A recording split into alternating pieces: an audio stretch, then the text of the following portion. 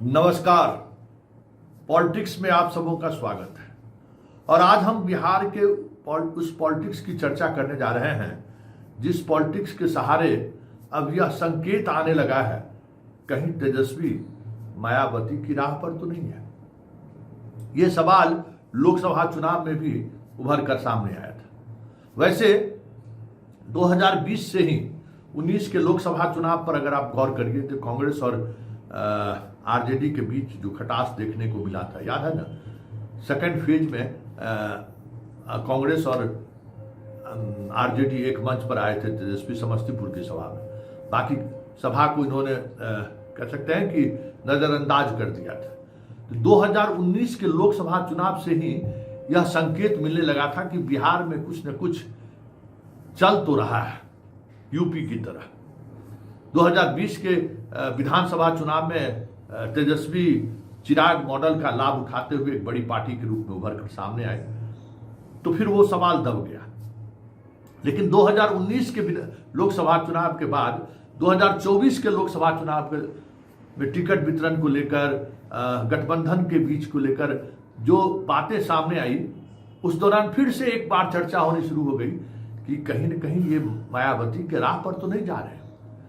ऐसे ऐसे जगहों पर उम्मीदवार इस तरीके के उम्मीदवार उतार रहे थे जिससे साफ लग रहा था कि बीजेपी के साथ ये खड़े।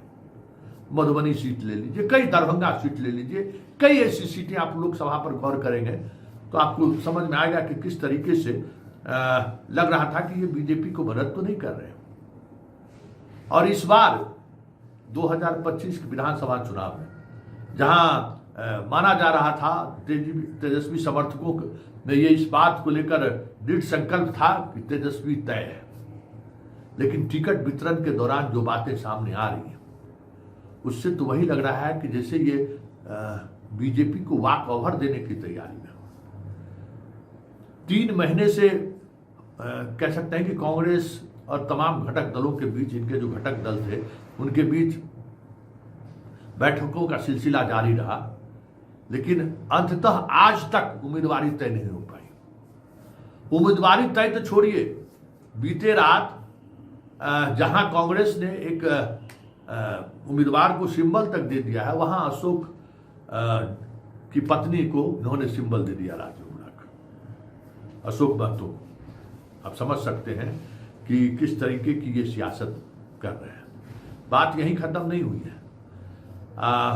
कांग्रेस के प्रदेश अध्यक्ष के खिलाफ आरजेडी के प्रत्याशी ने वहां भी नामांकन की तैयारी शुरू कर दी है।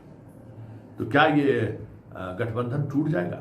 क्योंकि प्रदेश अध्यक्ष का जो ट्वीट आया है देर रात कि दलित दबेगा नहीं, झुकेगा नहीं, अब इनकलाब होगा, जय बापू, जय भीम, जय संविधान, जय कांग्रेस। इस ट्वीट का मतलब क्या है? इस ट्वीट के सहारे प्रदेश अध्यक्ष कहना क्या चाहते हैं? डिकोड करिए, कहना क्या चाहते हैं। क्योंकि वो तमाम सीटें जिस पर सहमति बन गई थी उसमें से कई सीटों पर इन्होंने उम्मीदवार उतारा है। और ये खुद उम्मीदवार नहीं उतारे हैं, सिर्फ जो याद करिए उस पार्टी की ये सवारी कर रहे हैं जो पार्टी कन्हैया को लेकर इनके साथ मिलकर राजनीति बिहार में करते रहे।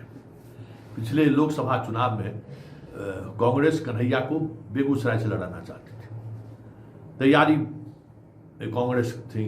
पप्पू यादव को पूर्णिया से लड़ाना चाहती थी। अभी कोई गठबंधन भी नहीं हुआ, लेकिन सबसे पहले इन्होंने अपने गठबंधन के साथी के तौर पर बेगूसराय को वामपंथी पार्टी को दे दिया इन्होंने। अब सोचिए, मतलब याद करिए ना।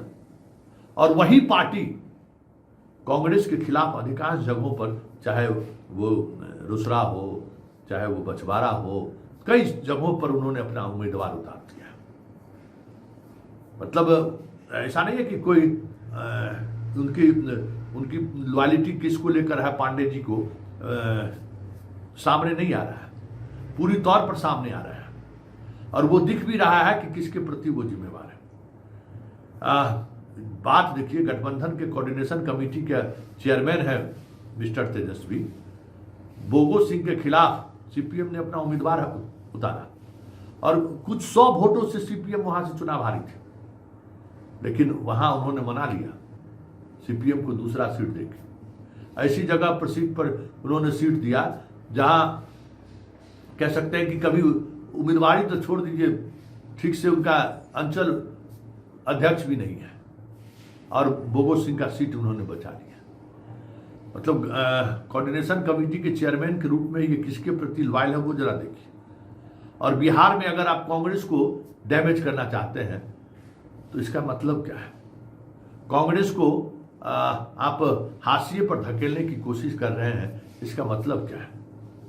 क्या कांग्रेस के ये बीजेपी के जो एजेंडा है उस एजेंडे के साथ तो तेजस्वी नहीं खड़ा है? ये बड़ा सवाल है, क्योंकि तेजस्वी जिस तरीके से काम कर रहे हैं, अभी तक आरजेडी अपने उम्मीदवारों की सूची जारी नहीं किया है, जबकि सब साथ बैठकर उम्मीदवारी तय किया उन्होंने और सीट तय किया, और फिर सीटों की घोषणा अपने अपना अनुसार प्रत्याशी को उतारना लोगों ने शुरू कर दिया। तो कांग्रेस को दरकिनार करना, कांग्रेस के प्रत्याशी को टारगेट करना, क्या यह संकेत नहीं है कि बिहार यूपी के तर्ज पर बढ़ रहा है? क्या यह संकेत नहीं है कि मायावती के राह पर तेजस्वी चल चुके हैं?